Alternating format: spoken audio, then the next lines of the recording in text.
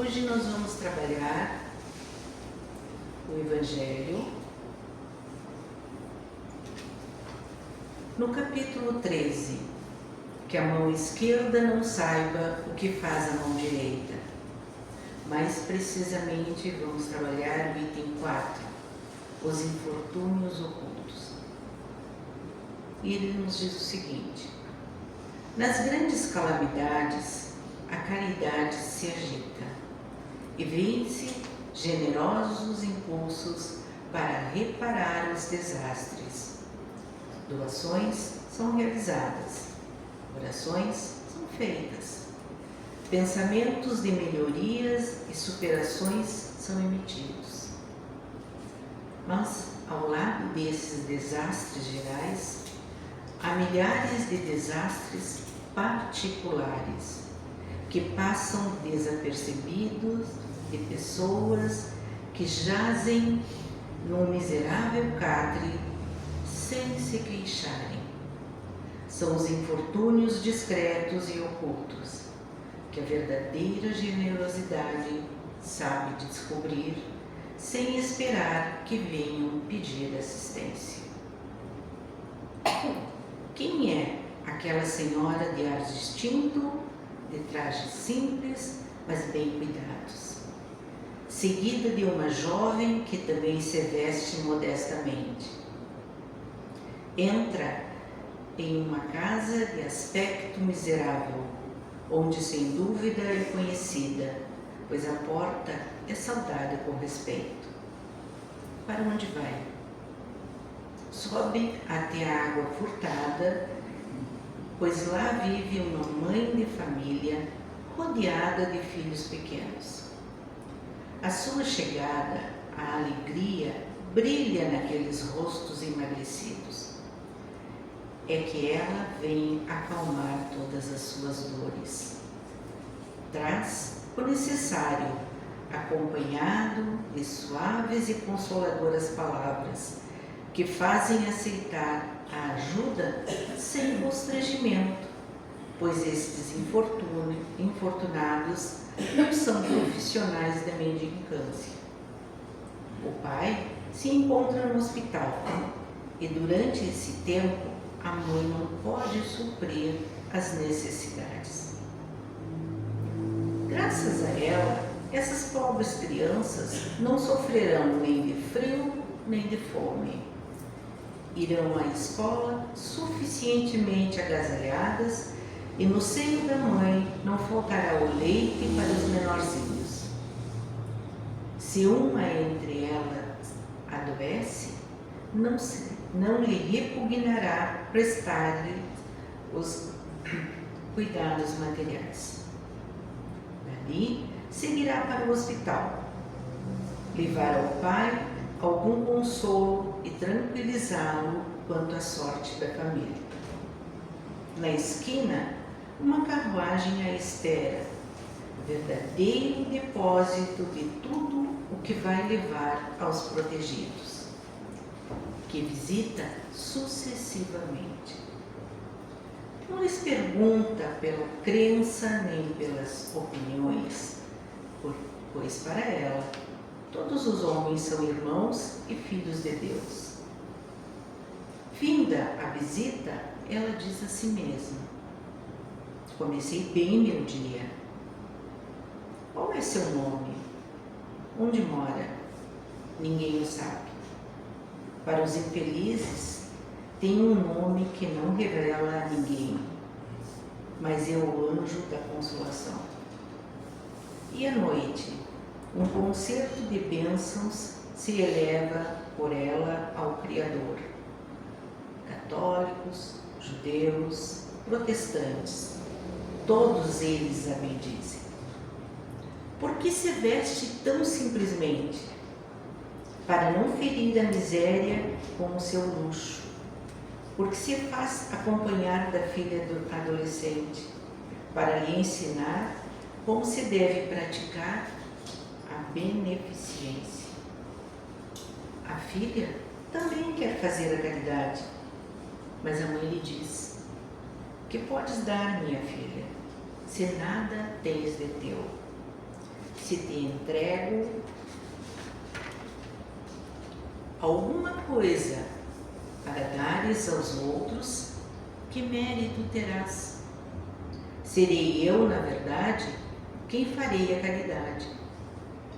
Se tu quem terás o mérito? Isso não é justo. Quando formos visitar os doentes, ajuda-me a cuidar deles, pois dar-lhes cuidado é dar-lhes alguma coisa. Isto não te parece suficiente? Nada mais simples. Aprende a fazer posturas úteis e assim confeccionarás roupinhas para essas crianças, podendo dar-lhes alguma coisa de ti mesmo. É assim que esta mãe, verdadeiramente cristã, vai tomando sua filha, formando sua filha das virtudes ensinadas pelo Cristo. É espírita? Que importa? Para o meio em que vive, é a mulher do mundo, pois sua posição o exige, mas ignora o que ela faz, mesmo porque não lhe interessa outra aprovação que a de Deus e a da sua própria consciência. Um dia, porém, em uma circunstância imprevista, leva à sua casa uma de suas protegidas para lhe oferecer trabalhos manuais. Psiu, diz ela, não contes a ninguém. Assim falava Jesus. Vamos às nossas reflexões. As grandes catástrofes chocam a opinião pública, tocando fundo na consciência das pessoas. A mídia não se omite, ressalta, fazem delas suas primeiras manchetes, isto por muitos dias. Sendo que quanto mais triste é o quadro, maior o interesse. É o trabalho deles. Diante dessas catástrofes, as pessoas se solidarizam com as vítimas e se associam no trabalho voluntário, se envolvem como podem no esforço de ajudar as vítimas e reconstruir o que foi destruído. Doações são feitas, orações são enviadas e pensamentos positivos para que passe rápido a situação são muito emitidas. A mobilização de voluntários, de recursos, de toda a natureza é grande. Pessoas deixam seus lares para auxiliar. Enfim, é assim feito e deve ser efetivado. Deve ser também estendida a mão aos necessitados no momento. Mas na lição de hoje, Allan Kardec descreve os sofrimentos que passam desapercebidos, nos lares sem queixas, sem coragens de sair pedindo ajuda, ou que estão impedidos de fazê-lo. Ele explica: pois estes infortunados não são profissionais de mendicância. São esses infortúnios discretos e ocultos que a verdadeira generosidade, a caridade, sabe descobrir, sem esperar que venham pedir assistência.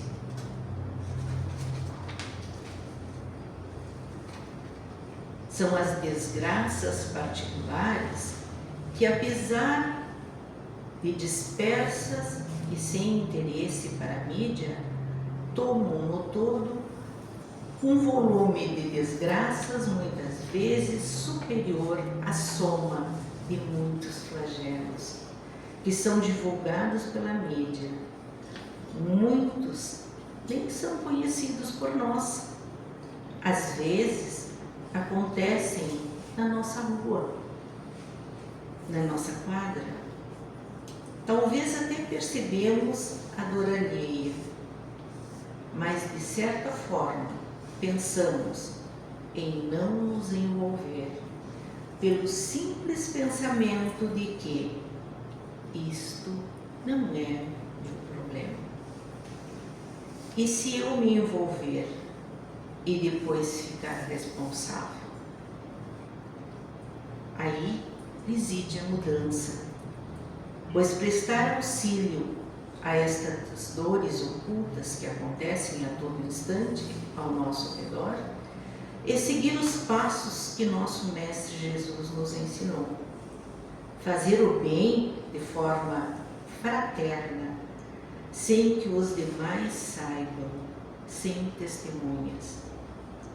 Muitas vezes queremos prestar contas aos outros e esquecemos de que devemos prestar contas à nossa consciência. A consciência é o maior tribunal do mundo. Nem Jesus nos julga, mas nossa consciência sim. Quando chegou o momento ou a hora certa. A verdadeira generosidade se faz presente através da caridade, que é o verdadeiro caminho a seguir.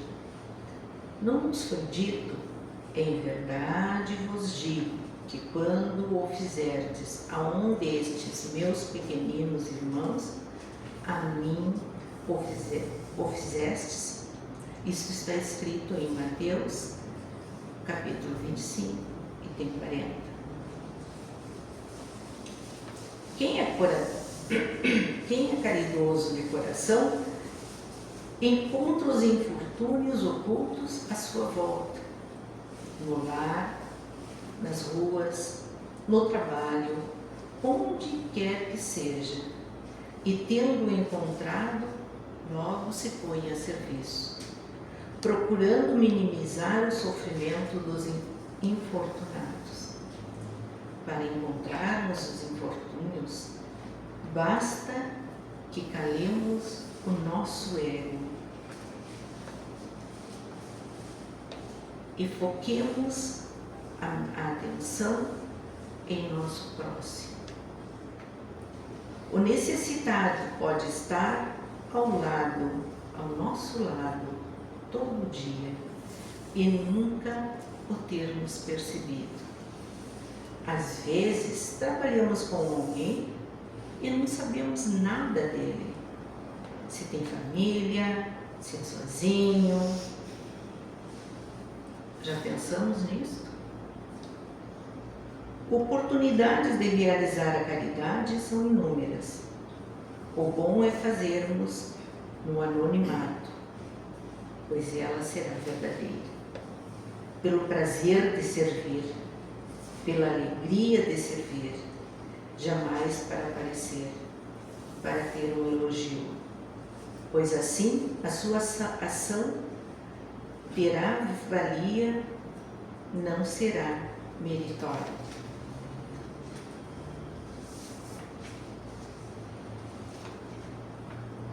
Aqui podemos citar o exemplo do samaritano, que não olhou quem era o ferido a quem ajudou, mas ajudou, por sentir que deveria fazê-lo, pois era uma pessoa de bom coração, caridoso, salvador.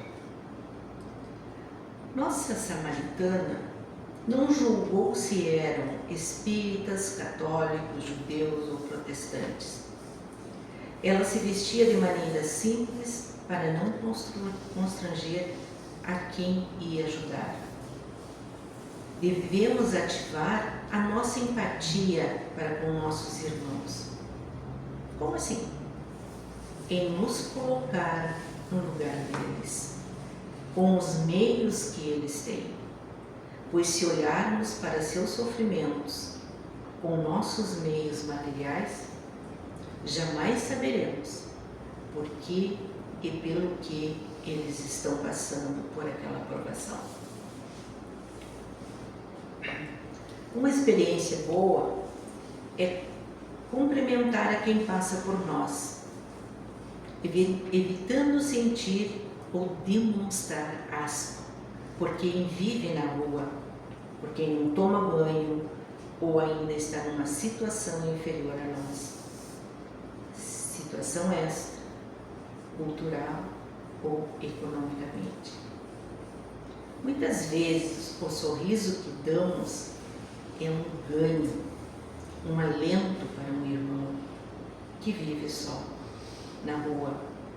Porém, esse ganho, essa alegria, vai nos impregnando e nós passamos a vibrar naquela energia.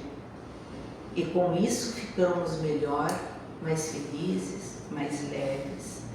Daí dizer, comecei bem o meu dia. A jovem que acompanha a sua mãe e que nada tem de seu para doar, representa aqueles que acham que não têm como ajudar, por não terem bens materiais. Porém, sabemos que existem meios para que isso ocorra. A capacidade de levar ao nosso irmão uma palavra amiga, consoladora, mostrar a eles que existe motivo para lutar pela vida e que a vida Deus nos proporcionou, melhorando cada vez mais, evoluindo sempre, e no capítulo vemos isto, quando descreve que a dama ia ao hospital, levando ao pai daquela família notícias de seus acalmando aquele pai aflito. Aí vemos a caridade moral, que pode ser feita com palavras, e palavras todos nós temos. Além disso, a samaritana nos mostra que, se queremos, podemos fazer uma pintura em uma casa, confeccionar roupas, ensinar a fazer o pão para que essa pessoa sustente a sua família. Com relação a ela ir ao hospital, quantos de nós, quando estamos em angústia pelos nossos amados e recebemos notícia deles, suspirando e agradecemos a Deus? Esta senhora era a mensageira de uma boa notícia. Quando uma de suas tuteladas consegue lhe reconhecer, ela pede silêncio, pois foi assim que Jesus nos ensinou: sermos bons de coração, onde o que fazemos com a mão direita, a mão esquerda não deve saber. Hoje sabemos que essa senhora, essa samaritana, era uma condensa que viveu no século XIX, na Alemanha prussiana, a qual ajudava da forma que fosse. Sim, ela era rica, porém auxiliava da forma que fosse, por trás de sua simplicidade e da simplicidade de uma filha de Deus. Não precisava do aplauso dos homens, fazia sua obra, pois achava que assim é que deveria fazer.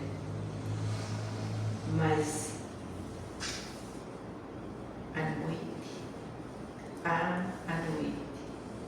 ela recebia sobre si as bênçãos vindas dos necessitados em forma de oração e agradecimento. E de Deus, pois ela fez o que ele pediu, ajudava, sempre tinha caridade. Nós somente podíamos pedir para começar e terminar nosso dia bem, para encostar nossas cabeças no travesseiro, agradecendo por termos feito nossa parte e termos a grandeza de sermos abençoados pelo grande Pai. Comecei bem o meu dia.